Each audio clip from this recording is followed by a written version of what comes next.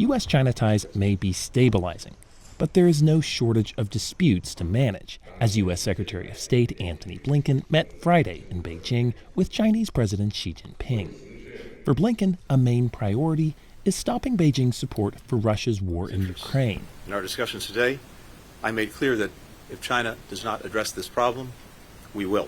The United States doesn't accuse China of directly supplying weapons to Russia. Instead, U.S. officials say China is sending the items that go into Russian weapons, like microchips and machine tools.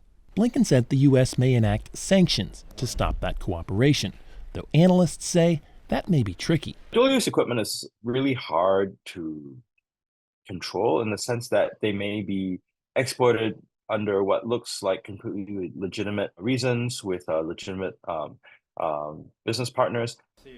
And if Washington cuts off major Chinese banks from the U.S. financial system, that could hurt the global economy. That, I think, will be very disruptive to U.S. PRC trade, which still remains significant.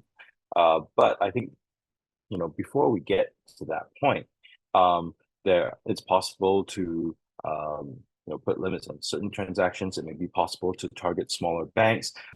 China defends its trade with Russia, saying it's only engaged in normal economic exchanges. Few expect China to make major moves in response to the threat of U.S. sanctions.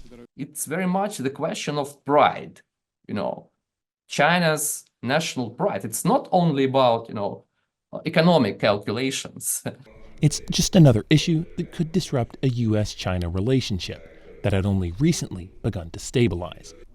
Gallo, VOA News, Seoul, South Korea.